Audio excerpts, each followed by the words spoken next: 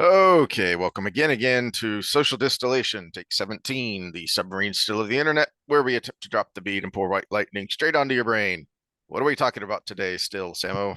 Well, we're going to be talking about playoff football as we have a few more games done and it's narrowing down the field. Then we want to hit the border crisis because it's hot right now. And I think this one, if we let simmer, that could be too many big things happen hmm that hmm we should get ahead of and hope don't happen. And then you wanted RFK's anti-Semite Yeah. stuff. Uh, Yeah, and I don't know how long that will take, and I've got a hard out, so we may do a two-parter today because especially well, as the let's just be primary is efficient because progressing. I got a lot of work tonight. So. All right, well, football. Um, And if you I notice the was different setup, and sorry, I don't have my Christmas stuff up yet, but we've been having internet difficulties, so I'm in a different room trying a different internet router. so I was one of the takeaways from the weekend for me, and I was curious your thoughts, both as someone who's competed, but also someone who knows the psychology and the physiology. I'm a big believer in momentum in sports. The Rangers started off hot. They really struggled in the middle of the season. It looked like they might not even make the playoffs. And then Bochy got them going, and they got hot at the end of the season, and they pretty much rolled through the playoffs. Um, and then to me, that's the big contrast between the Houston Baltimore game and the Green Bay San Fran game, because the way the Green Bay San Fran game is exactly how I thought the Houston game was going to play out. That they would stay close the whole game. Houston would have a shot at the end, but as good as he's been, the kid is still a rookie, and he wouldn't be able to get it done against what has been a phenomenal defense all season. I wonder how much of that was the way the middle four went. Houston went into halftime on a doink from a guy who's been pretty much money for years. Hmm. A pretty, One of the better I mean, kickers in the league. I mean, one of the better kickers yeah, in the probably league for the top last five. several Yeah. years. And and so you go in on it down, and then Baltimore gets the ball coming out, and they just roll right over you, and that just completely deflated a team that was already struggling. Because I mean, let's face it, Baltimore was the better team going in, and then clearly with the result of the game. Well, Contrast that with Green Bay, who they get a field goal going into the half, and then they come out hot on defense and are able to get a big stop. And when they got that stop and then drove and scored, well, I think didn't the big return come after that stop? And I thought, oh my gosh, I thought that was going to be the nail in the coffin. I mhm. really thought Green Bay was going to pull off the upset after that. So kudos to San Fran for coming back. Well, and I mean the San Fran McCaffreys, he those at least one of those scoring runs at the end, any other back in the league would have been down right there. hmm And hmm let's face it, McCaffrey is.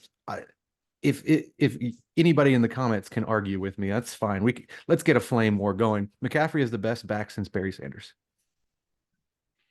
Yeah, because you know what? I think I hate to say it, but it's a totally different league, so it's hard to say. They didn't use Barry the way they used McCaffrey, but he runs almost as good as Barry as far as being able to not just make you miss. People love the highlights of Barry, breaking ankles and making people look No, silly some of the because best he's, Barry but highlights are when there's two tacklers on him and somehow he pops out the back end. he exactly he Yeah.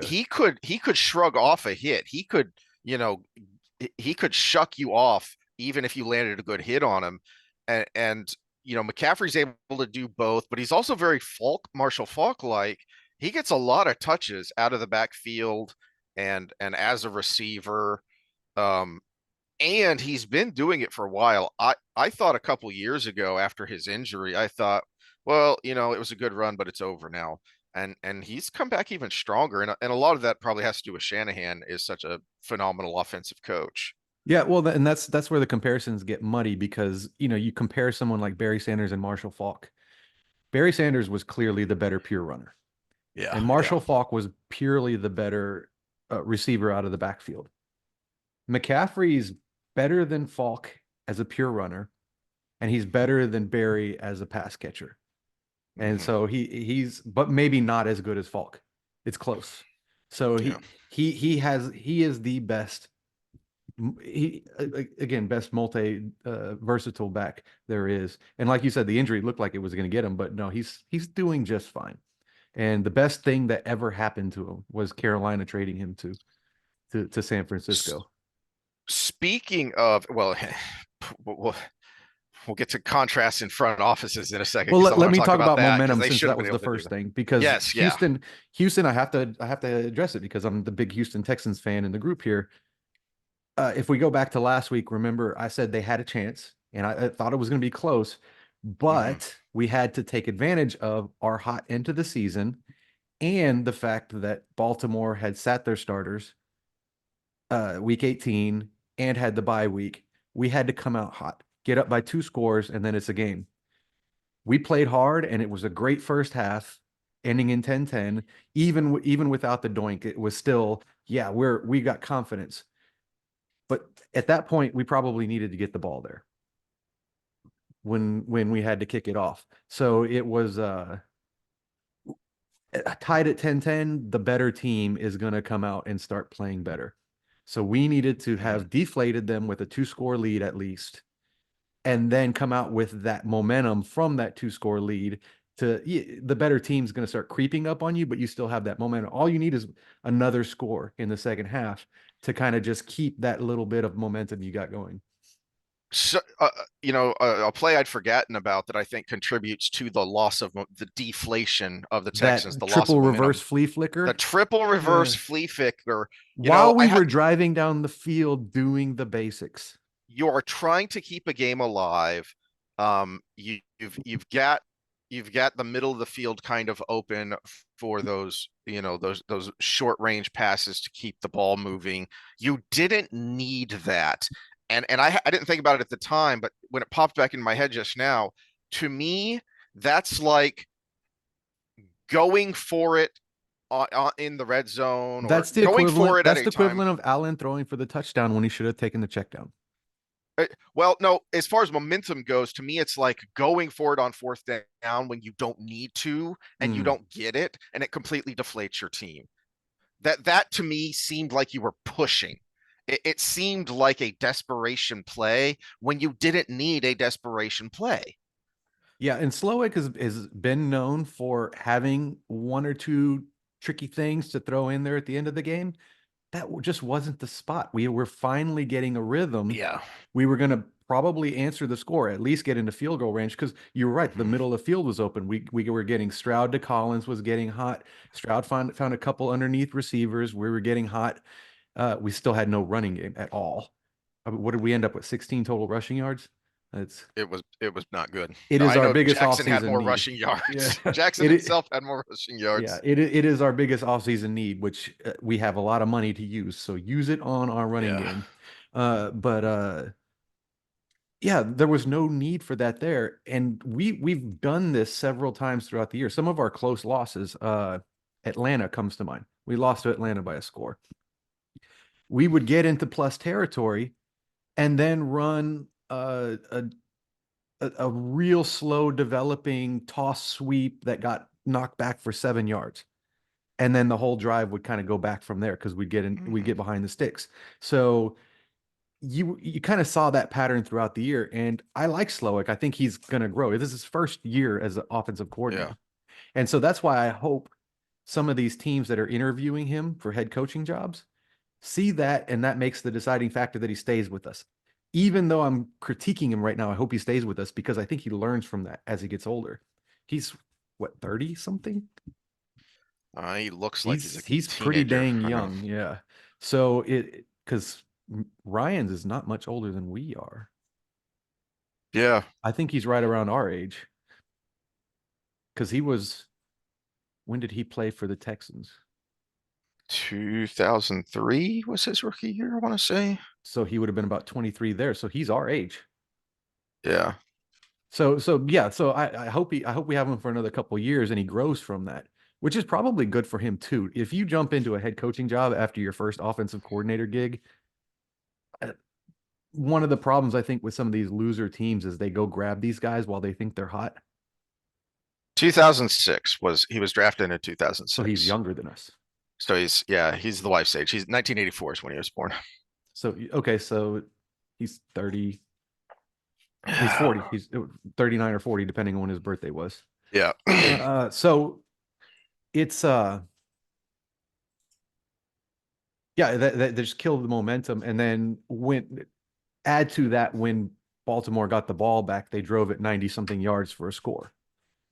It was over from there. I actually started taking a nap after that 90 something yard drive because there was nothing. The whole team was just deflated. And it's cold, it's rainy, it's windy. You just lost momentum, and it's looking like digging out of a 300-foot hole at this point against Baltimore. It was Yeah. over then.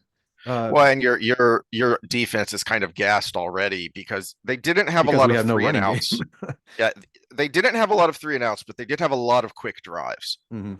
And that defense was having to do a lot of work in that first half.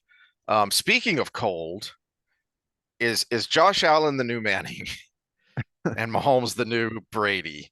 Because that that should have been so and momentum too, because I felt like even though the game was close, it just felt to me like the Chiefs were more in control of that game, pretty much the whole game. I thought it was like a game of pong in the first half, and Mhm. then and then it looked like Buffalo was taking control, and then it looked like the Chiefs were taking control. But the last two drives, Buffalo came out and just really stuffed the Chiefs defense or Chiefs offense a couple of times. And then they were driving down, and they were driving down, and it was like it's almost automatic at this point. You got to kick a field goal to tie. You want to take as much clock as you can, but you want the touchdown to win. Take the check down. Take the damn check down. But no, Yeah, yeah. And I went guess I have for to it re-say all. this because I just realized that it was in the herky jerky video that I said. One of the criticisms that I've heard of Josh Allen from, professional people is that he plays hero ball too much. And one of the people I heard say that was Brett Favre on Whitlock early in the season. And if Brett Favre is telling you you're playing too much hero ball, you really need to stop playing hero ball. Well, what a better comparison, because you said, is he the new Manning? Is he the new Brett Favre? Remember, Brett Favre only has one It's true. championship too. It's true. There were Yeah. so many years the Green Bay Packers were so good, but he would go out and sometimes he'd throw five touchdowns, sometimes he'd throw five interceptions. And Hmm. Mister throw into triple coverage, Hmm. which that the whole gunslinger thing. I saw a meme at the beginning of the year, somewhere in the beginning of the year, and they're like, throws two interceptions, and it showed Lamar Jackson. It was trying to make everything racist, is one of those things. Yeah. It said shows Lamar Jackson, it says can't read defense. And it says throws three interceptions and shows Josh Allen and says gunslinger. And I'm like, no, that's not how it goes. You got to look at the TDs that go along with that too. If you throw three interceptions, but you throw nine touchdowns, that's a That's different why one story. of the Yeah. big stats for QBs is TD to interception ratio. Well, I think total is good. If you have, 38 touchdowns at the end of the year or 45 touchdowns at the end of the year, and you've got Yeah. 30 interceptions, gunslinger. Hmm. If you got, you know, 25 interceptions and 25 touchdowns or 20 touchdowns, can't read defense. Well, and Jackson has played this season a lot. So the people say, "Oh, those criticisms were racist." Those criticisms were valid. This year, he has played markedly better in the passing game as far as making better decisions as well as making better throws. And that really showed in that second half, where Jackson, really kind of took over. And it really makes me curious to see because the kudos to, the I think the unsung hero of the Chiefs was, or heroes, was Pacheco and the running game. that really put Buffalo off balance, but then also their defense being able to get some key stops. Mm-hmm. Um, and so I'm really I have no idea how this AFC Championship game is going to go. I Well, and I know it happened on both sides, but I think it aired towards Buffalo. Look at the game flow and the number of Buffalo players that started leaving the game in the second half mm. with injuries. Chiefs had a few key ones as well, but the sheer number at the end. And I'm sorry, that fake punt that failed. What the hell were you doing? You saw it coming a mile away. Oh man, I forgot about that one. The defense was even leaning the way the run went. And I I believe almost they were. think that I almost think that conspiracy theory here. Put it on your tinfoil hat. There was Yeah, a yeah. call from the NFL down that says, "Give Hamlin the ball here. Give Hamlin the ball here. He's the hero." Well, the Chiefs, Or the or if Chiefs, you want to Chiefs be more, didn't get the same call.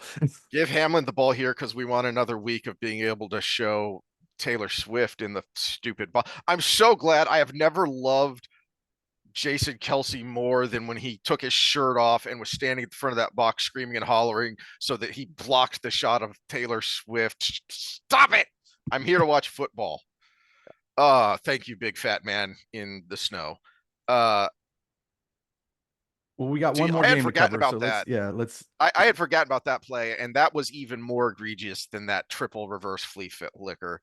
But before we move on, do you have a prediction? Because I haven't the foggiest idea. Because I was not expecting. They're still not the Chiefs that they've been the past several years, but they have played in the playoffs way better than they played during the season. So Baltimore, because every reason they beat the Texans, plus the Chiefs did lose a lot of key players to injury in that Buffalo game. They're kind of beat up coming out of this week.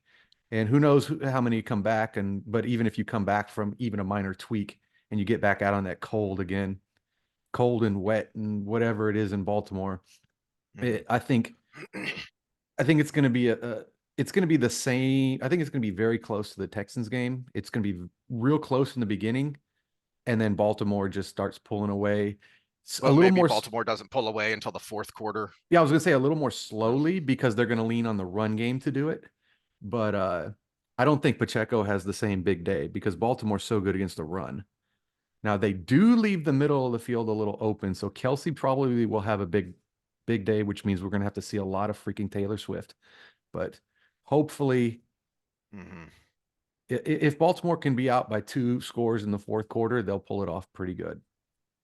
If it's a 1-score game, you can never count the Mahomes ball out. But I mean, what you didn't see in the Buffalo game is something that happened all year. You didn't see any drops from the wide receivers.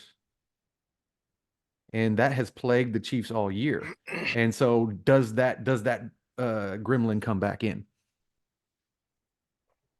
Especially Did with he? a secondary that can get in your head and force Mhm. the drops.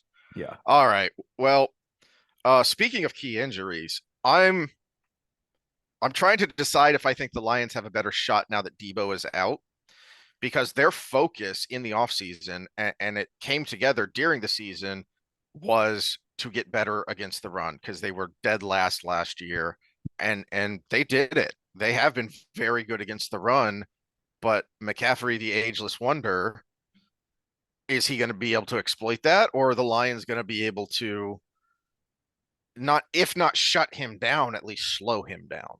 Well, the problem is the Detroit linebackers are great against the run. Their front four is pretty good. But what we didn't see in the last game, who did they just beat? They just beat, my brain is farting. Tampa, Tampa. Yeah, Tampa. what you didn't see was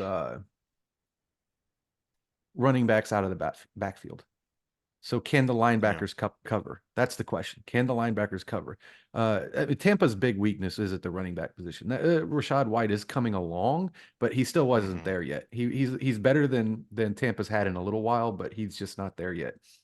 And realistically, the only success they had in that game with Detroit was running backs out of the backfield. It was moderate success, but it was their best play, It kept drives except for alive. Mike Evans doing Mike Evans. But I think yeah, does without Debo, does Ayuk is pretty good, but can he do what Evans did to the Detroit defense? That's the question.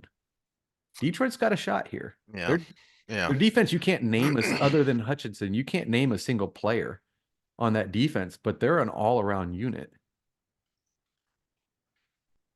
Yeah, I think it does give them a better chance, but I still think it's a fairly slim chance.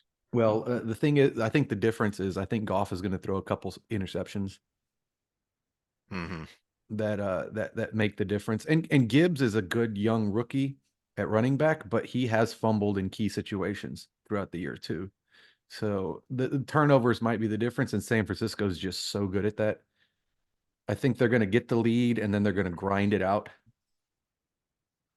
Ooh, and it looks like good weather on Sunday. So right now the forecast is for 70 degrees and partly to mostly cloudy. So isn't going to be like the Green Bay game where it's just dumping sheets of rain, which Well, I think would have helped. and this is again a call out to the argument for northern teams having domes. I don't know why the Players Association isn't all over this because go back to that Kansas City Buffalo game. There were probably what 20 injuries, 20, 25 injuries throughout that game. Hmm. And most of those were related to playing in a frigid environment on a hard packed, icy field that's slippery and hard. And so it was, I mean, that you don't see that many injuries in a game. Not when it's in a dome or in warm weather. So there's an argument. I don't know why the Players Association isn't all about it. I know the nostalgia is the cold teams. I've got a former client that she moved, but her dream was to go to a Packers game in the snow. Hmm. Hmm. But at the same time, Well, if you're talking player safety and actually product, especially it's for iconic and it's nostalgia, especially for us old geezers who you know, that's so much of the football when we were first being introduced and starting to like football was like, you know, the 80s Bears, right? And playing in Soldier Field in the weather. You know, it's 4 straight years of AFC championships by the Bills playing in Bills weather, playing in Buffalo weather. So, even here, the iconic Leon Let It Go Miami Thanksgiving game where you actually had snow covering the field in Irving in Texas Stadium. yeah, the Oh, Leon. any team that wants to break the scoring record can thank Leon Lett for Don Beebe coming up behind him and stripping it out because he was celebrating too early. Because that score would have even been No, no, no. higher. That wasn't that game. That was the one where he went to grab. It No, was no, no, either like no. a like I a was saying a blocked kick separate or game. something No, like I was that. saying a separate game. Yeah, yeah, But yeah. yeah, Oh, yeah, okay, yeah, yeah, yeah, yeah, yeah. yeah. So as far as the scoring record, Dallas, remember, it was the biggest blowout in Super Bowl history, and Yeah. it was one of the highest. It was the highest scoring game Yes, ever. yes, yes, And yes. Lett is running towards the yeah. Leon Lett was such a good To player a, until he wasn't. a Hall of Fame offensive lineman, and he's known for two of the dumbest plays. You know, luckily he got bailed out by Sanchez in the butt fumble. So, Yeah, yeah. But all right. So, one so, bit of so I assume nostalgia. we're You talk both. about nostalgia. People our age and barely our age, but people a little older than us would could have really had a throwback to Tampa Bay versus Detroit, and it was the first thing I thought of when they were matched up. Even though Tampa has different uniforms now, but in the Barry Sanders era, Tampa and Detroit were in the same conference or the same division, Mm, and they were the rivals of each other in that division. And you had one of the I call him the greatest running back ever, Barry Sanders, and one of the greatest linebackers ever in Hardy Nickerson. And it was always the who's going to win today, Barry or Hardy. And you had these iconic rivalry games between Tampa and Detroit. And I remember I was like, oh, we need those orange Julius jerseys for Tampa Bay today because Put on the creamsicles, guys. Yeah. Yeah, you look like a jaundiced pirate, but so what? Okay, now we can move on. I just had to bring that in because I remember All right. because I used to watch so much Detroit football back then in the mid 90s. I assume we're still both predicting Baltimore versus San Fran. Baltimore Um, San Fran is I my prediction. I won't be after this week. I won't be shocked if the Chiefs win, but I'll still be surprised because I still don't know who this team is. So Yeah, I think it'll be a Baltimore, fun Sunday, I think. yeah, Baltimore is just, I mean, in the talk about momentum, yeah, they lost their last game sitting all their starters, but before that, they had just trounced Buffalo. They had just trounced Miami. What was San that like? Fran. Yes, just trounced San Fran. So they beat all the big guys and then sat their starters. So let's end on this because I heard someone say this and it got me thinking. If Baltimore continues to play like they've been playing, and they handle the Chiefs, and then they beat San Fran again, are they in? Is this team in contention for greatest team ever? Well, up there with the '85 Bears, and then I think the '91 Redskins steamrolled the league. No, because You know, I think you've got to do something that hasn't been done in a long time. Win two in a row. hmm. Last time that happened was Well, 93, I 94 just mean Dallas a Cowboys. single. I just mean like a Oh, a single single season. year of yeah, a single season. This team is in I know there's contention for the more best ever games. because they I know so there's more games, dominated. but you still got to put the Dolphins there. The undefeated Hmm. Dolphins. Yeah, The answer is but the undefeated Dolphins, the '85 Bears. I think it was I think '83 or '84 49ers steamrolled the league. '91 Redskins, the '90 was it three Cowboys where they or the '94s I think when they just completely steamrolled everybody. But I think they could be in the conversation if they handle the Chiefs and the if they Niners. blow up the Niners in a similar fashion to the Uh-huh. first Cowboys Bills game, then yeah. Yeah. But if it's really close and it comes down to a power outage like the last time they played each other in the Super Bowl, I don't know if you could say that. But on the tinfoil hats, guys. All right. No, Well, no, I think yeah, I think Baltimore, San Fran, hoping for Detroit, but professional opinion would be San Fran. Uh, then yeah, Baltimore takes it by 2 in the Super Bowl. But we'll do an episode on that because we'll have 2 weeks to do an uh, episode on that. all right. Well, speaking of stout defenses, let's talk about razor wire on the border. Oh yes. So this is I actually you beefed on Tucker Carlson over something several weeks ago. Oh, not calling Trump out on something or something. Now it's my turn COVID, to beef on him. specifically COVID or primarily COVID. Yeah. Yeah, now it's my turn to call him out a little bit here because he made this comment on Twitter. So it's unanimous, everyone in power from the United, blah blah blah blah. And then he finishes it with, "Where are the men of Texas?" Well, I'm a man of Texas. You're a man of Texas. Why aren't they protecting their state and the nation? Yeah. Where was I? Okay, so let's start with Lindsay's response because he's saying let's do a modest proposal and sue correctly first. There's a lot to that. And this is actually a very nuanced game. But where are the men of Texas? We're doubling down. That's where we are. Tucker, do your homework. We're Hmm. doubling down. We installed more razor I wire. I've been highly critical of Abbott, but he's doing here, and that what has been my criticism is of a lot of politicians. You know, I harp on Abbott because he is in such a position of power as the executive of one of the biggest states in the country. Well, he's doing Yeah, let's go all to his right. personal account. Here you go. I'm grateful for the National Guard and all the other members of the Texas military and the Texas Department of Public Safety. Yeah, we're doubling down. We're doing it.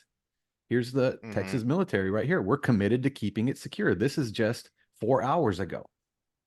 This isn't something that was put before the ruling and I brought up just to make it look like we're doing good. No, that's where the men of Texas are. We're there. we're ready to go. And from Hmm. what I hear, there's going to be a Texas trucker convoy that goes into those Really big places. And I have no idea what they're going to do when they get there, but it's at least interesting. But yeah, curious to see what that's all about. yeah, sorry, Tucker, but that's where we are. We're doing the thing the rest of the nation should be Hmm. doing. And I heard on Timcast yesterday, they had a guest who is a state legislature for West Virginia, but he's running for the federal legislature for West Virginia. And he's trying to convince the governor to send the West Virginia National Guard down to Texas to assist our guys. So it's not just Texas, and there are people that Yeah, and this is that is important and would be huge because Texas is a state. Texas cannot print its own money like the federal government can. Its budget is limited, and things like this are very expensive. When you call up the Guard and Reserve, they are being paid full time. They're paid part time because they're part timers. Well, now for however long this goes, you've just bumped up the Texas budget, and I can't remember how much the Fed the federal budget pays into the Guard and Reserve and how much the state budgets do. I don't remember how that split goes, but this is going to be a drain on the Texas budget. But it is a much bigger drain to have to deal with these waves of illegals. And I appreciate that they're still continuing to do, and we'll see how long this lasts. But this is probably a really bad example because it was a terrible thing. Now he never actually said this, but he did do this, which is when the Supreme Court ruled that the government could not evict the five civilized tribes and take their land hmm, and ship them off Trail of Tears to Oklahoma. Um, Jackson is reported to have said, "Well, you made the ruling, you enforce it." So far as any historian knows, he never actually said that, but that's what he did. Is he just ignored it and he did it. Now, it's not a good example because it was a really awful thing to do, but he wasn't necessarily wrong. You are the Supreme Court. You are not the be all and end all. You are governing here. The Supreme Court was overreaching. And we love to talk about the things that the court did in the civil rights era. What about the things the court did 50 years before that created the need for the civil rights era? We never talk about that. Read the Federalist, start with the Constitution, and then read the Federalist Papers, and it's blindingly clear that the idea that we have three co-equal branches. No, we don't. The three branches of government were meant to have checks and balances on each other. They were never meant to be co-equal.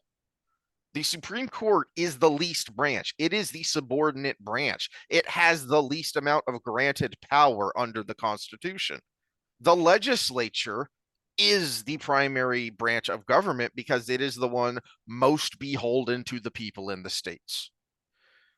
We need to stop treating the Supreme Court like they are our oligarchs. And that's how they behave, and that's how we treat them is, oh, these nine lawyers have decreed this, and thus say we have to obey them. No, you made the ruling, you enforce it. well, so I want to take this a step deeper because there's been, all the big guys are talking about Tim Cass and Jack Prosobic and all of those are talking about the actual possible clash that can happen. Let's hope that doesn't happen. But what else is happening? Yes. Yeah, let's hope what else is happening. Somebody might say, well, while all this is going on, why is Greg Abbott in India? Why isn't he at home taking care of home problems?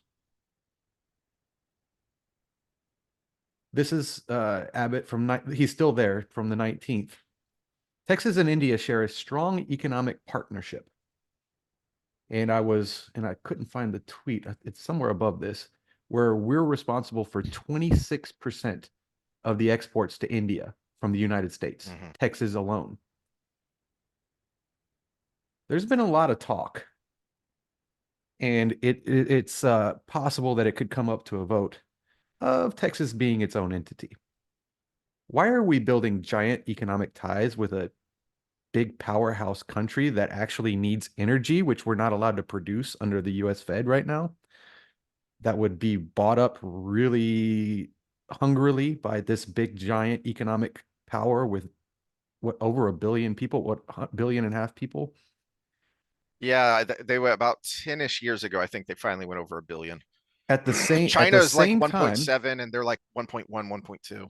at the same time that there's a possible bill to decide to pull away, and at the same time where we're telling our people, you know what, no, you come and take it, or we're telling the feds, you come and take it, you make us stop this.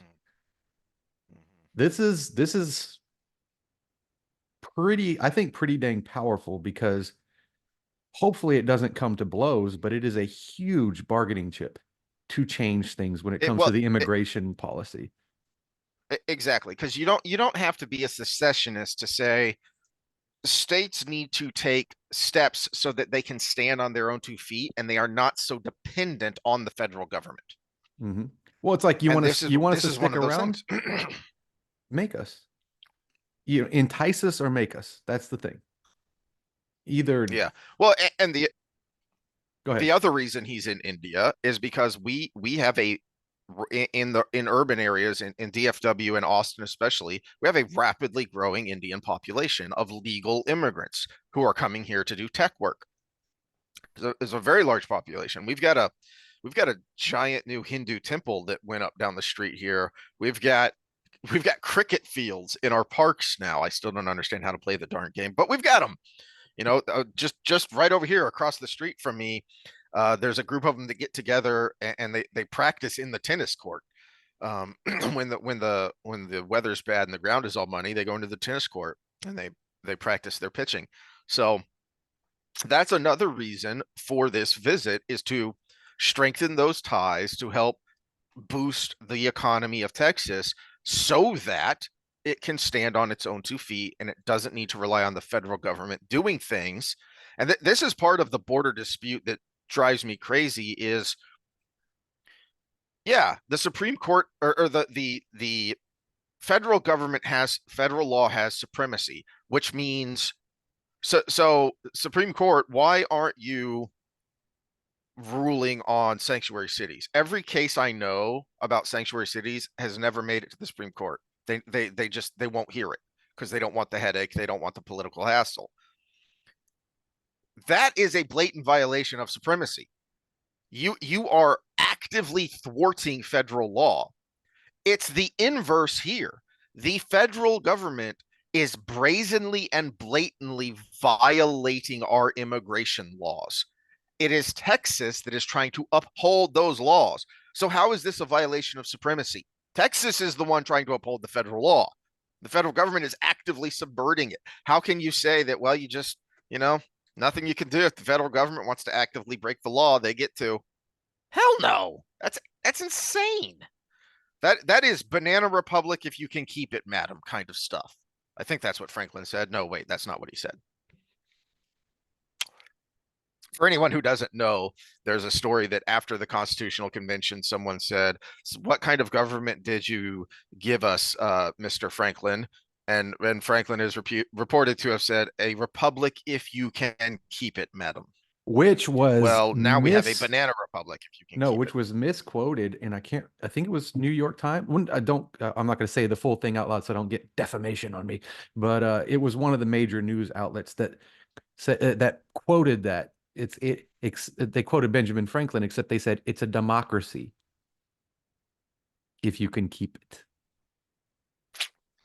Yeah. And millions of readers of whatever this publication is are going, oh, yeah, we got to save our democracy. That's misquoted. Benjamin Franklin said it's a republic if you can keep it. But it's basically flexing muscles right now, which hopefully it stays at that. This is the monkey dance, right? Where you bump into the guy at the bar and then you face each other and you try to get as tall as you can and you puff out your chest, you look as big as you can. and maybe you bump chests or you push each other or something, and then it escalates. We're at the puffing out the chest stage. Mhm. And so we're not only saying we're not going to back down, but also we're saying, look, we're we're basically carrying this country right now Mhm. economically. We have this massive 30 what $34 trillion debt at this time. Texas Yeah. Texas is responsible for like 25% of the economy of the US. If Texas leaves, basically we're in a surplus, even if we take on some of that debt on our way out the door. Yeah. You're 34 million in, excuse me, 34 trillion in debt with Texas. What are you going to be without it? Hasta la pasta. You better start bowing down and Mhm. start doing your job, federal government, since you're supposed to be protecting our borders. Mhm. Yeah. And by the way, quit Well, quit cutting all these checks and printing all this money, because that also sucks for us. yeah. Yep. Yep. Um, I don't remember if I don't think I said this while we were recording. I don't remember if I told you this, but there was a horribly depressing meme that was going around that was fact checked, and it was done. It was started by an actual journalist, economist, economic journalist. So during the holidays, because there's a scene in Home Alone 1 where he goes and he buys groceries. Um, and you can see what he got, and it totals up to $24 and change. And Yeah. this was Oh, it was Home Alone too. Yeah. 19. No, no, it's Home Alone 1 where he Oh, goes and oh he yeah, buys Home the Alone one. groceries. But it's Um, like $19 and and I'm trying something. to Yeah. remember when that, yeah, I'm trying to remember when that came out. But anyway, it was like $24 and change. Well, Macaulay Culkin's our Um, age, so it would probably be early yeah, 90s. Yeah. yeah, it was early to mid 90s. I can't remember exactly what year. But anyway, last year, so this guy did the math, and based on average costs last year, or year before, because this was this Christmas, so 2022, that same bag of groceries would have cost him $48. So 25, 30, or about 30 years, inflation doubled. Th- this year, 2023,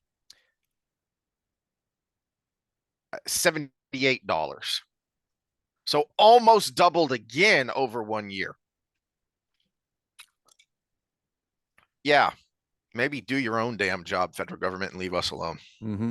Yeah. So you look at the makeup of Texas. What would we be able to supply a country like India, which looks like would be one of our major economical allies? Mm-hmm. They need oil because they're on the brink. They were third world, and now they're kind of something in between right now, where there's parts that are They still really have a developed. very large poverty depression, so they're still Yeah, developing. they're developing. There's parts that are getting really well developed, but then there's a big chunk that still needs a lot of work. So they'll need Mm-hmm. oil. We've been below capacity on what we could produce for a long time because the Fed said can't do it. So thank you, Fed, for having us keep our nice reserve we would be able to use. India needs food because they don't have enough land for the number of people they have. We've got wheat, we've got stockyards, we've got a huge, all kinds of different farming I think we're the capacities. third largest producer of rice in the world. Yeah, yeah, down in the not the valley, but the coastal region down there, Corpus and all Mm-hmm. that. I remember driving by the rice fields. So you've got two things that this major superpower in the world need, and they're good friends Mm-hmm. with us. And we personally need their best of the best for our tech industry because it's growing. We've got Tesla here, we've got Hewlett Packard. Yeah. What else moved here? I can't remember, but those are the two big ones that I remember moving here. So I mean, there's a lot of muscle to flex. This monkey dance is in our favor right now. My problem Yeah. is, do you trust the Biden administration to be smart? Or is that little Eminem looking motherfucker in the bar that's going to pick a fight with the former offensive lineman because he thinks he's tough? Mm-hmm. Mm-hmm. Yeah. I mean, the more we learn about January 6th, the more they were trying to make something happen so that they would have an issue, Hmm. and they did. So are they going to try and force something to happen so that they can have the issue? I mean, they've already started the narrative. They just need the event. Which, I have no idea what's going to happen with these truckers or with the the Texas Guard. But if I was to create an ideal situation, it would be a blending of military power and Martin Luther King. The people that drove down there that aren't National Guard would be linking arms and getting in the way of the Fed, and the National Guard would be there behind them. And the peaceful protesters would be the first line. And now it's up to the feds. Do you do something to the peaceful protesters? And if you do something to the peaceful protesters, then the guys with guns behind them do something. Who threw the first punch? Well, and by the feds, and this is, I think, really important to remember, we don't just mean the entity. We don't just mean the institution. We mean you, the individual who is just following orders. Mm-hmm. That defense doesn't work. We've had that defense before. We didn't buy it then. We won't buy it this time either. You need to make a choice before you get sucked in and things go too far. You need to decide beforehand, here is my line. I will not cross it. I don't care what you tell me to do. Um, Shockingly, a lot of people don't know this. You know the iconic scene in the iconic picture from the Tiananmen Square Mm-hmm. protests with the guy standing in front of the tanks. That worked because the first military units that were pulled in were the ones that were stationed around Beijing, and they're not going to run over their neighbor. They stopped. The guy went out, and now you see the picture, and if you see the whole thing, he goes up. The tank commander comes out, and they talk, and then he turns his column. The government then went out into the countryside, pulled in, and I use this term purposely because they use this term. Got the peasant army. They still call them peasants. Got the peasant army units from the countryside, brought them in and said, "Go break that up," and they did. And we literally do not know how many people were killed when those army units went into Tiananmen Square with live ammo and started burning things and shooting people. So you need to know beforehand, like the guy at the lead of that tank column. I'm not gonna literally run over my neighbors. I'm Mm-hmm. not doing that. All right, well, let's pause there because my throat needs to get another beverage, and then we'll get into the RFK stuff. All right, perfect.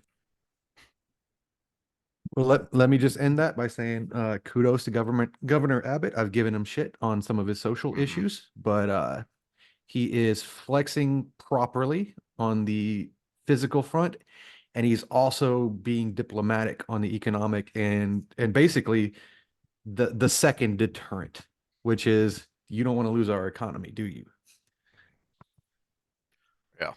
All right. Well, speaking of making things better at the federal level, I needed to get into this because after the Iowa caucus results, my grumpy, flippant response, and I said this while I was gaming with some friends, that the worst part about this is now I have to vote for a Kennedy, which eighth grade me who's reading Rush Limbaugh's The Way Things Ought to Be, it just had a mild stroke and doesn't know why somewhere in time.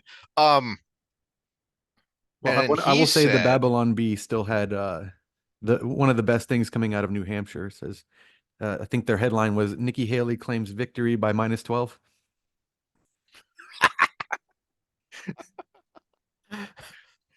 oh, did you see the one about Vivek? About I heard about it because it was Oh, where making some he's getting conservatives angry, and I was like, the "Oh, stop 7-Eleven it!" in Yeah, the White gives him House or whatever. position in his administration to run the White House 7-Eleven. Well, in one of his Oh, speeches how on dare you the say? trail, he said when he was asked again, yet again, if he would take the vice president seat, when he was still giving his answer for that's I'm here for the number one seat, But someone had yet again asked him, and he said, "Look, I've been reflecting on this because it's the question everybody asked me." He said, "I'm still going for number one, but realistically, I'd sweep the floor in the White House if it got things done." And you can't argue with that.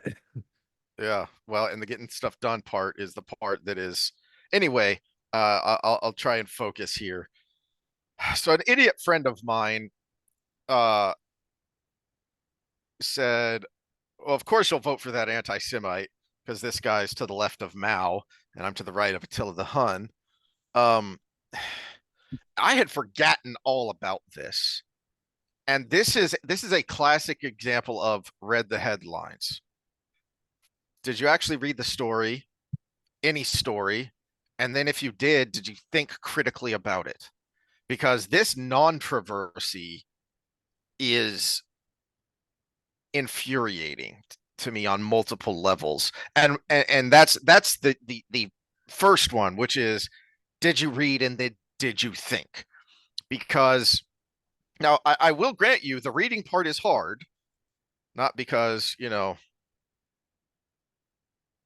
left to right, up to down, verbs, form, sentences, reading is hard. Let me know if you got that reference out there in hold on. Yep, there I am. Okay.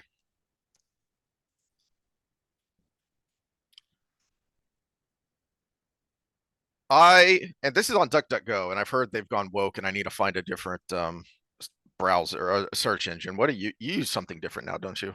Well, Brave, their algorithm is their algorithm is different, so it searches in a different way, so you don't always get good Mhm. results.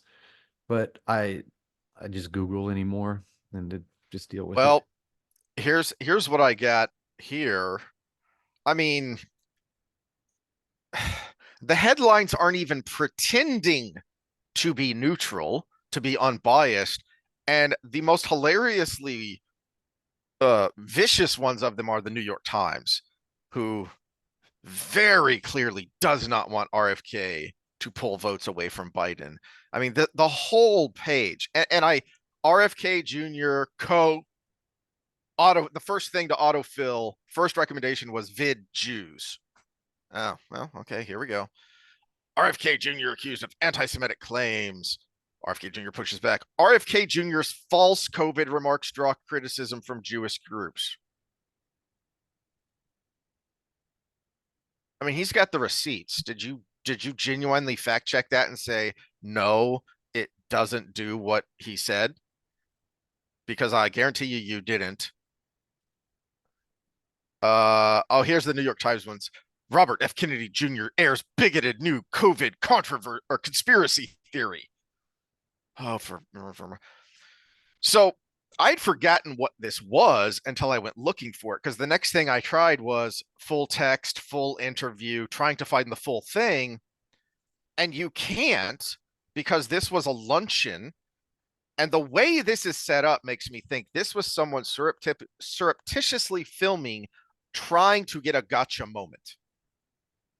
All right. This is what he said. I uh talking about COVID. In fact, COVID-19, there's an argument that it is ethnically targeted. COVID-19 attacks certain races disproportionately.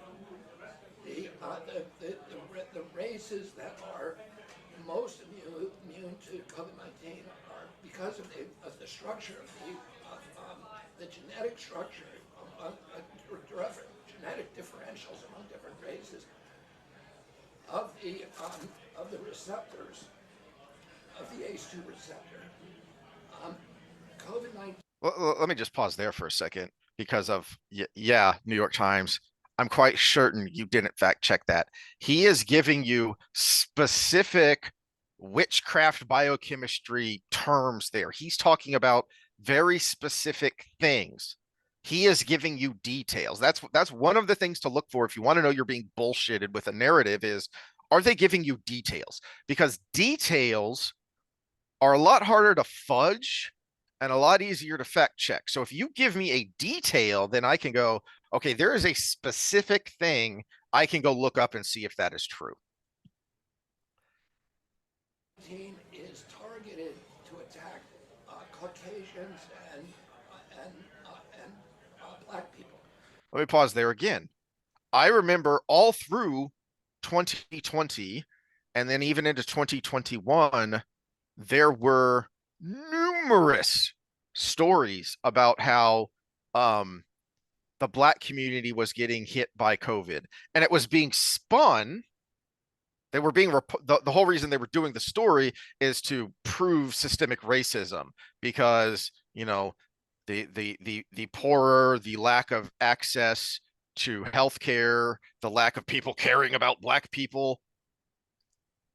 You just memory hold all of that in order to smear a presidential candidate that you're afraid of. Well, and remember when I did the why we shouldn't use age-adjusted numbers episode, and I showed that that white and black were the same if you actually age stratified it instead of done an adjustment, because that basically stacked the deck in the favor of the younger population. I still have those spreadsheets. I need to look at Asian and Hispanic and or Latin American and all of these others now, because I just didn't, because I just wanted to address that one narrative.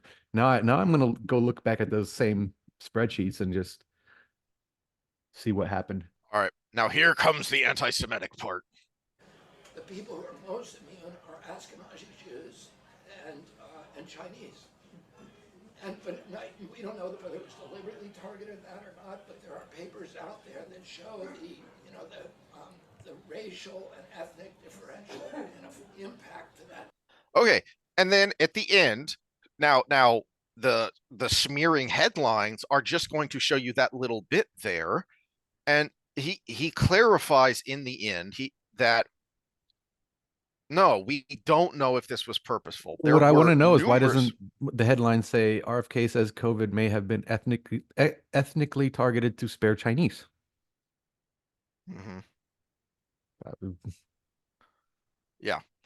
And if you look at the origin stuff, the argument around that, it probably was targeted to spare Chinese, and it just happened to be a spandrel, which is a similar genetic code to a certain other group that I'm not going to say, so we're not flagged. Well, let me get to that in a second, but I did laugh at one of the stories I did look at was trying to fact check that part of it as well. Of, we know millions of Chinese died from COVID. No, we don't.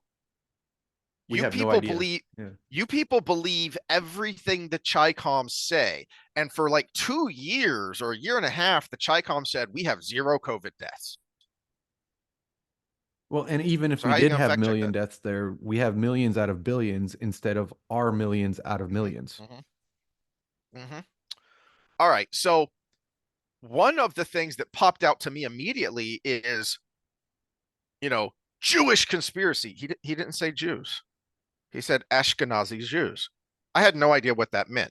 He is being specific there. He is giving you a specific detail. So let's look that up. Ashkenazi Jews constitute a Jewish diaspora population that emerged in the Holy Roman Empire around the end of the first millennium. They traditionally spoke Yiddish and largely migrated towards Northern and Eastern Europe during the late Middle Ages. That is a very specific subset of a specific population. If he's so anti-Semitic, then why didn't he just say Jews? How is it a Jewish conspiracy when he's talking about Northern and Eastern European descendant Jews, who are an ethnic community because they were an insular community? You have a lot more genetic diversity in the general Northern and Eastern European population, because there was a lot of back and forth, ebb and flow, and those peoples mingled more. The Jews have always been an insular population, so the different subsets based on where they ended up after the diaspora, they developed unique genetic traits. And this isn't new. I, I'm trying to remember the first time I saw this, and I'm pretty sure it was in elementary school. We used to talk about sickle cell anemia, and that was the standard example in elementary science when you are first introduced to genetics. They talk to you about uh, Mendel and his peas, and then they talk to you about sickle cell. Why? Well, because in studying sickle cell, it was discovered. Well, this is interesting. It's protective against The malaria. distribution of the sickle cell trait shown in pink and purple here. Oh, look, the historical distribution of malaria. Pretty dang close overlap there. Different things affect different peoples differently. That's not racist. That's a fact. He simply said something you're not supposed to say because it can be problematic. But he didn't say anything that was problematic. He simply pointed out there are genetic differences amongst different ethnic populations. Now, sometimes that doesn't matter. Sometimes it does. He is citing for you papers that show it may matter here. Well, I've got another morbid example. How did the colonials kill the Indians? With warfare? Or did they die of smallpox? It was like, hi, native person, let me trade with you. Oh my gosh, your whole village just died. Why didn't the person that shook that Native American's hand die? Because there was something different about them that was genetic. Because in Europe, people grew up in cities for about a 200, 300 years before they came to the States. And in cities, you develop immunities because you're around a lot of people all the time. It's genetic now. We have There was resistance also, inherently. I don't remember how many decades ago, there was a very influential book written by a historian that also made the case that a major component of European, um, well, not just Europe, because you see this throughout Asia as well. A major difference between the New World and the Old World was animal domestication.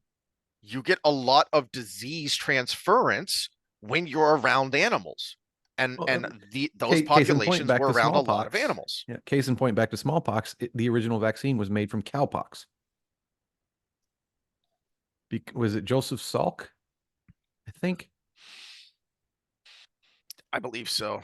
And he just I know he noticed was that one of the the big ones. milkmaids were the ones that weren't dying of smallpox. So he went to see what it was, and they were exposed to cowpox. And he not necessarily going to be passing an IRB on this these days, but he just started injecting people with cowpox, and they Hmm. stopped getting smallpox. Yeah. So many, Um. so many scientific advancements that wouldn't pass an IRB these days. Oh yeah. Oh yeah. The Um. cholera one where he found out that it was coming from the poop mixing with the drinking water. He, he Oh, put poop in a pill and made his assistant eat it. I'd forget And about that one. the guy got cholera and he's like, see? And then everybody started investigating and they're like, oh, there is Yeah. poop Thanks for getting that, in our buddy. drinking water. Thanks for that, buddy. Okay. Took one for the team to be a Why research does this? assistant. The other reason this infuriates me, not all right. The first phase is that just on its face, this is bald face lying or malicious misleading. All right. The other reason it infuriates me is because this is brazenly political. They don't want him to pull votes away from Biden. And so I think it was on his Monday or Tuesday show, Steve Deace made a prediction that I think, yeah, that makes a lot of sense. There will be no presidential debates. Not just because they want to keep Biden in a basement somewhere so you don't see him glitch out live on TV. Not just because of that, but right now, RFK Jr. is polling enough that by the rules of the Presidential Debate Commission, You would He would have to have to let be, RFK yeah. Jr. on the Yeah. stage. They do not want him anywhere near a national audience. That's been the libertarian vote for so many years, is get them to 3%. Get them to 3%. It was never about Well, winning the presidency. It was about get them to 3% so they can be in the debates and they can push issues that need to be talked about that aren't being talked about. why are they so terrified of him being on a debate stage? So this is Howie Mandel's podcast. Have you heard these clips? No, I have not. This is new to me. All right, well, let's start here. I read science for a living, and I deconstruct scientists for a living. So I know you've worked on it. You're like the Aaron Brockovich, and that's the name that I know. But I mean, I litigate against big polluters. I litigate against pharmaceutical companies. And I've brought over 500 lawsuits. Every one of them virtually involved with scientific controversy. Every one of them has a battle of experts. And my job is to understand the science and deconstruct it for the jury and explain it to them. That is a masterful answer, because not only is he's establishing his bona fides, but he's also, because part of the conversation that I'm not going to play here, Howie is trying to make the case that, well, you're not a scientist. How can you know? You say you read the science, but you're not a scientist. So how can you understand it? I mean, that's asinine. Here's the analogy I thought of is, I'm pretty sure Howie Mandel is an atheist, or a secular Jew. Actually, I think he may be a secular Jew. Anyway, point is, he's secular. Well, I've referenced this before, Dr. Jordan Peterson's great roundtable on Exodus. You've got 3 PhDs there, and a Hebrew scholar who speaks Hebrew. Well, you know what? I think he also 4 PhDs, because Dennis Prager also has a PhD, and he speaks Hebrew.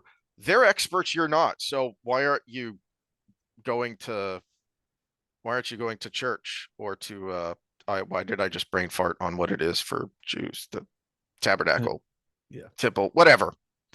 Anyway, why aren't you going to the temple? Temple, yeah. Yeah, why aren't you observing the Sabbath? Because they're experts. I mean, you can't understand it, so you better follow what they say. It's asinine. And then, a little bit, I'm going to skip forward here in a second, but I would say that Howie Mandel plays devil's advocate, except he's not. He's regurgitating talking points. Well, let me point out a thing that Howie Mandel is known for, and this is why are you arguing with someone who even reads science? Howie Mandel is a known extreme, like, pathological germaphobe. Mm-hmm. He won't even shake people's hands. Mm-hmm. He won't. I'm surprised he's in the same room for this interview after the COVID days. I'm surprised he did a show after the COVID days, because he is the kind of person that locks himself in a basement and puts himself in a bubble. And well, I had forgotten that, and that makes sense about the setup here, because they're really far apart. Yeah, and read one basic science book about germs is we need them in our life. Mm-hmm. We don't need them to such a degree that they make us sick, but if we never have them, then we will always be sick. All right. Now, here's another little over 30-second clip here. I guess the meta point is he knows nothing about the immune system, and he's arguing with RFK here. So this is where we get to the COVID stuff, and where things start to get a little silly. First up is RFK setting the stage and giving information that I am certain Howie Mandel did not know. To go back to the setup, he's talking about the clinical trials, because Howie Mandel said, well, the people who were told to get the vaccine were the highest risk, the overweight and the old. So of course there's going to be more all-cause mortality in those people. And RFK said, no, we're talking about a clinical trial, which both the placebo and the vaccine group need to be representative of the population as a whole. And he makes the point that, well, see, there you go right there. you can think these things through. You can read science, even if you don't know the science. You just did it. You just made a common sense, logical argument about a scientific thing. So you just, once again, invalidated your own argument. But here we go. The clinical trial study. In a clinical trial study, you had 22,000 people who took the vaccine and 22,000 people who got the placebo. And what the result was, after 6 months, they had to hand that data to FDA in order to get the emergency use authorization. What that data showed, that in the vaccine group, there was one COVID death of 22,000 people over 6 months. Right. In the unvaccinated group, there were 2 COVID deaths. So of 22,000 people. So that allowed the company to tell the public the vaccine is 100% effective. I think I'd heard that before, but I'd forgotten it until I went back and pulled this clip up and Oh, started watching it. We pulled up the pharma Didn't we talk about that? Yeah, yeah. I don't know that we used that specific example because I think he's talking about a specific Pfizer trial. No, but that's what we brought up. When Okay, we did? that was part of the first document dump. Okay. Yeah. Yeah, and we talked about the, you know, you use the bacon and colon cancer example of, you know, you can twist these numbers to make them seem much bigger than they actually are in reality. And this is one of the most brazen examples I've ever heard of 1 versus 2 equals 100% effective. Well, you saw this with the children's trials too, because the actual adverse effect numbers were so low from the disease that any slight improvement is going to show up as a big number. Mm-hmm. All right.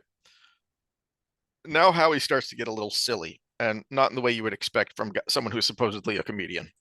100%, but that's a misnomer. 100% effective in as far as, because I saw people on the news going, well, I got the vaccine and I still got COVID. They never said you won't get COVID. They just said that He specifically said death. I don't know what's worse, that Howie Mandel truly believes that, or he's that uninformed. That he has either completely forgotten, or never knew, or doesn't care and is just spitting the narrative that, dude, no, for months from the announcement in December through till, you know, probably the middle of the next summer, we were being told. Now it kept going backwards of the percent effective, but safe and effective, safe and effective, safe and effective. We kept being told that. It wasn't until well into 2021, if not 2022, that the narrative changed to, it will prevent you from having a serious COVID infection. Well, and even those numbers were skewed because what they did was counted the vaccinated in the hospital number and compared it to the COVID in the hospital number total, including the year before when there was no vaccine available. So it was an absolute number. Every COVID patient that ended up in the hospital was one number. Every vaccinated COVID patient that ended up in the hospital was another number, but there was a year and a half of COVID patients in the hospital, including the first wave, which was, other than peak Delta, was the worst wave because it was novel. No human had been exposed to it yet. They go back and forth for a little bit, and then RFK is saying, no, look, you can find this. See, Tony Fauci. But the word effective didn't say you won't get, I never heard you won't get COVID. Oh, yeah. Well, this is a different subject. But yeah, in fact, I saw a tape yesterday of them all, of Biden, Fauci, Gates, Burla, all of them saying, if you take the vaccine, Rachel Maddow, if you take the vaccine, you can't get COVID, you can't pass COVID. I didn't see that. Okay, well, you know what? Can I play it for you? Yeah. All right. Wait. Here, it doesn't matter what Rachel Maddow said. Go. The handler just was in their earpiece going, no, don't play it, don't play it. This is why they do not want him on that presidential stage, because for what, 30 years, 30, 40 years, he was a practicing litigator. He's going to come at you with receipts. He's I going to like come at you with data. I haven't watched him in a little bit because I already had developed my opinion on him for the most part, and I was really focusing on the Republican primary to then make a decision later because he dropped out of the Democratic primary. So I was like, well, obviously my vote has to be in the Republican primary now because there's no Right. Democratic primary. So I was really focusing on that. And I'll say from that video you just showed, compared to some of his interviews about a year ago, 6 months ago, when he was really about 6 months ago, he was really starting to take off. Uh, he seemed so relaxed there, where he was very defensive just 6 months ago. Mm-hmm. He Mm-hmm. wasn't defensive right there. He was just like, "Can I play it for you? Come on, man." I, I, yeah, I wonder if part of that is he is now used to the game. The ball is slowing down because Mm-hmm. he's used to the game and he knows this is how this is going to go. They're going to play the narrative. I'm going to have to stick and move and be able to dodge the jabs and counter punch. And I can't just go in there big George Foreman style wailing on them when they're on the ropes. And what, I don't know if he did this on purpose or not, but what he just did there was gave Howie enough rope so that he could hang himself and demonstrate this is why we don't believe you. This is, as Russell Brand says, you awakening wonders. This is why we're awakening. This is why we don't believe you. Because he has it right there with him, because we all have supercomputers in our pocket now and says, well, let me play it for you right here. Okay, sure. I mean, no, no, no, we don't need to do that. No, no. That was the most horrifically And hilarious I thing like how I've they seen in picked a while. one person he said out of there. They said, "We don't care what Rachel Maddow said." He said, "I said Tony Fauci. I said Biden. I said Burla, the CEO of Pfizer. I said Uh, the names that the, mattered first." the chick, what was her name that was always there with Fauci? Was she the CDC director Oh, or Burks, FDA at the time? Burks. the She was one that CDC, convinced wasn't she? Trump to lock down and bragged Yeah, about it in yeah. her book about how there was nothing behind it, but she convinced him to do it and she won. That was what her book was about. Mhm. I beat Trump. Whereas Scott Atlas's book was all about trying to give numbers and people just ignoring him. Valuetainment, Patrick Bet David talks about this a lot. And they were talking about homelessness. And one of the other guys on the show was bringing all the numbers. And he was just like, this is the problem with the Republican Party. You always got the numbers. You can't tell a damn story to save your life. Mm-hmm. And it's the truth. It's the truth. Can't tell a story. And that's where RFK comes in because he's getting more comfortable. I think he can tell a story now. Mm-hmm. Because his Mm-hmm. first answers were, read my book, look at my sources, tell me where I'm wrong. Very defensive. No one's going to read a, Mm-hmm. 1,500 page book and look at, what did you have, 20,000 sources in there? A lot, yeah. Yeah. And then read through all those and then do a meta analysis on every little thing that could be wrong with every study in there or could be right about every study in there. No one's going to do that for the media. He had to come out like this and be like, look, this is what the world did. Mm-hmm. And this is what these people said. And, And then and, there's and you're literature to either back it up. gaslighting or you're ignorant. So here, I have it here with me. Let me show you that I'm telling you the truth. You are saying he never said it, but Howie was telling him to his face, you're a liar. Oh, okay, well, here it is. Let's play it. Let's play it.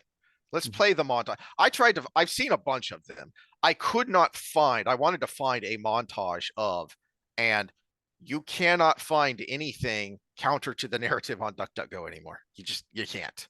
I was looking and I was trying to remember a specific example of where I had seen or heard a montage of safe and effective, and I could not find one.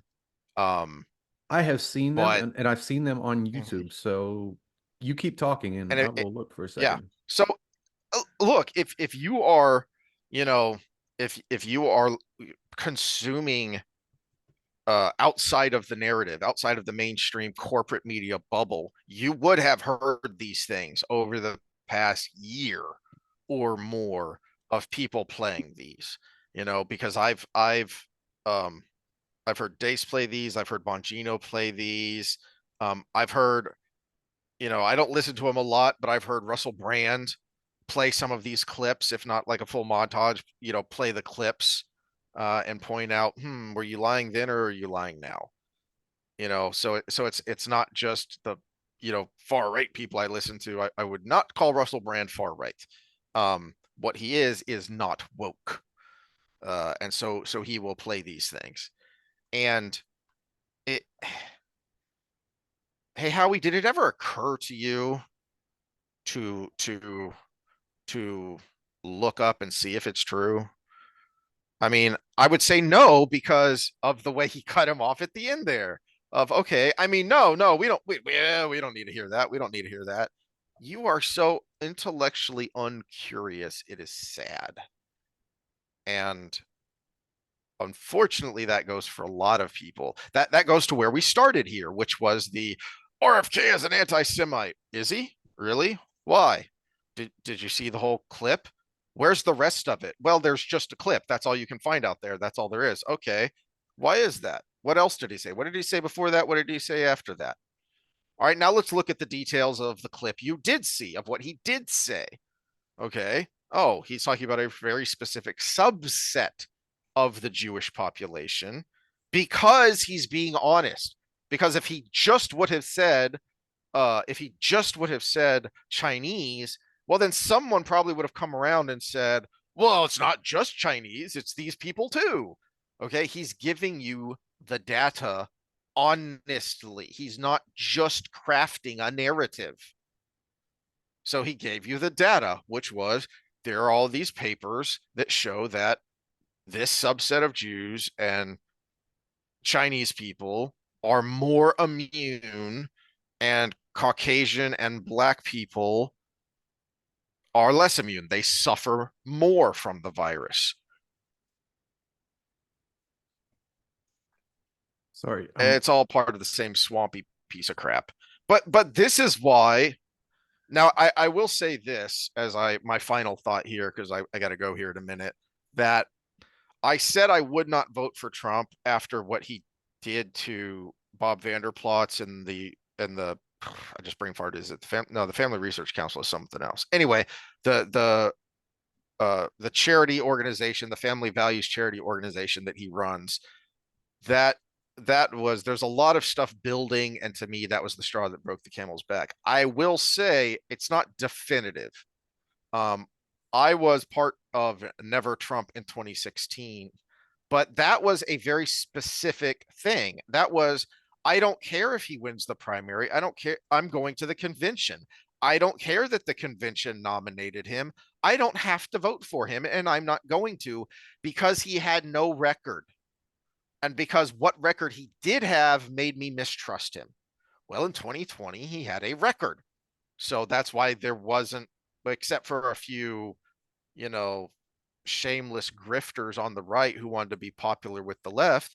That's why there was no Never Trump, because he had a record. It was, okay, well, here are the pros, here are the cons. Are you going to vote for him? Because of that record, no matter what his sycophants say, oh, he's a fighter. No, he's not. He's a deal maker. Trump is infinitely malleable. He is impressionable. He is steerable. We learned that from the actual actions that he took during his administration. I have always thought the idea of the VP pick swaying people was asinine. I don't think, if that does sway people, I don't think it's enough to actually matter. I think it would matter in this case. If he picked Rand Paul, for instance, I would have to seriously consider voting for him, because he is picking someone from his right who will challenge him and will push him in directions that we want him to go. That would be a signal to me that he could be steered in the directions we want him to go, even if I think he wouldn't go there himself. Yeah, Rand Paul, Thomas Massey, probably Vivek.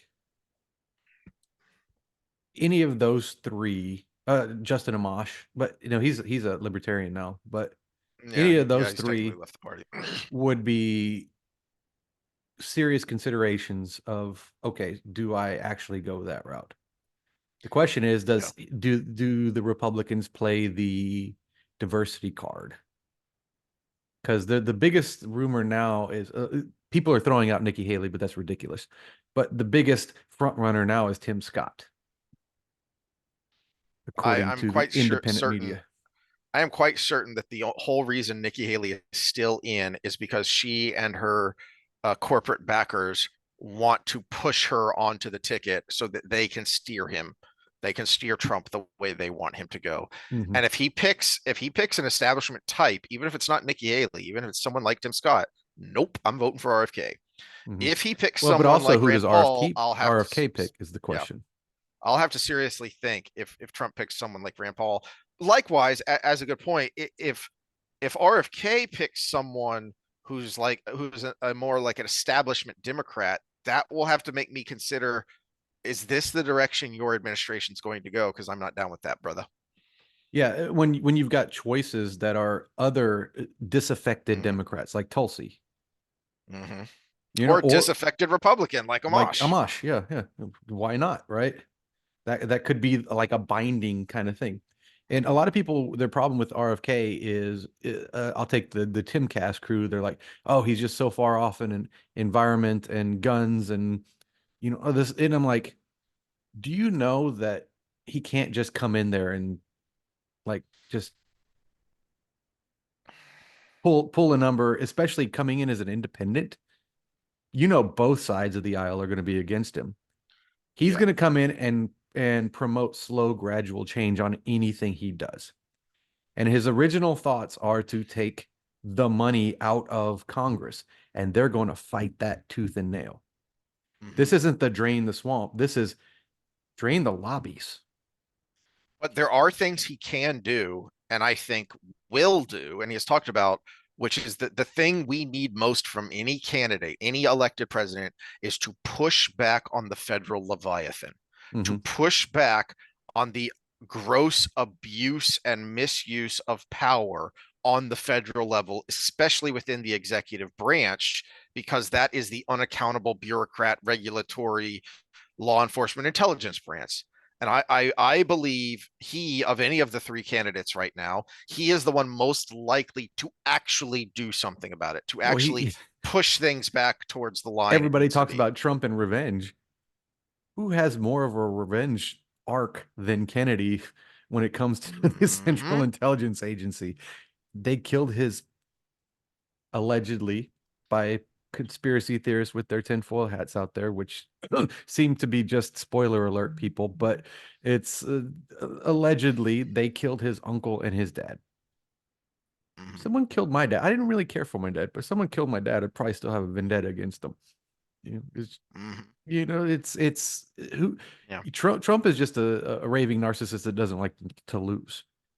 This is a guy that's actually lost family members to this machine. There's a big difference there. There's a huge motivational difference there. But again, when you talk about his views on something, so we'll go back to vaccines. I don't have to agree with his views on vaccines. I don't think they're as big a cause of autism as he thinks. They might be a contributing factor, but I know enough about statistics to know that it could be 5% of the equation. And it might be just the number of them we have. It might be one chemical in certain ones. I can't jump on board with his we need to stop this thing from happening. But what's his policy position? His policy position is we need to test them like we do other drugs. Okay, I'm for that. Oh, okay. Yeah. There we go. Okay, so I'm actually, his policy position is in line with common sense. It doesn't matter what his underlying reasons for having that policy position are. It's just common sense. We need to test these things better. Fine. Okay, cool. Yeah, spend some of my taxpayer dollars on that. Great. That's fine. Make it transparent. That's also his policy position. Awesome, great. Take the money from these industries out of Congress and out of advertising for everybody who gives you your information. Policy position I can agree with, because, you know, I don't like my information being tainted by the people who benefit from me getting certain information. Let's have truck commercials and beer commercials and, you know, whatever. Because if I pick a different truck than another truck, it's really, I mean, maybe one is safer than the other, but it's still a personal choice. If I decide whether to get vaccinated or not, that's something that's with me for life. I can't say, well, this truck's a lemon, I'm going to get a different brand next time. I can't say, oh, that vaccine gave me, you know, whatever. I'll pick a different one next time. It's already done. My body's already wrecked. So, yeah, if you look at his personal views, I mean, we can agree and disagree all day long. I mean, me and him would probably have a lot of talks where he'd be like, "You're an idiot," and I would be like, you're a stuck-up prude, you know, or something. But what is the policy position is the question. And I think that's where I like the laid back version of him. I think he needs to emphasize the other part more. His answer to, well, you're an anti-vaxxer was always, well, read my stuff and you tell me where I'm wrong, where it should be, well, you know what, you can call me that, but this is what I actually want to do when I get there. And that actually has nothing to do with what you just asked me. Yep. Yeah, go watch that Howie Mandel one was really recent, and he has a really good answer on that. But that's where I got to leave it because I literally got to run. And we will see y'all Friday for some Wheel of Time, which hopefully won't be too sad since we're on to the Sanderson books, and you know. Yeah, and I've got to figure out when I'm going to read this because I've got 10 papers to read for class, by 5 of them by Friday and the other 5 by Tuesday. So just tell the teacher you're not a scientist, so you couldn't read them. Howie told you so. hey, I got second in the class on her surprise competition pop quiz. We had competition pop quiz. That was cool. They have this little app where the questions go up on the thing and you answer as quick as you can. And I'm competing with people who have been in the program for years, and I'm on my second semester. I got second. Well, the person who got first didn't miss a single one. So, but he's in my group for our group projects. So, yeah. Yes. Yes. All right. Well, we will see y'all Friday.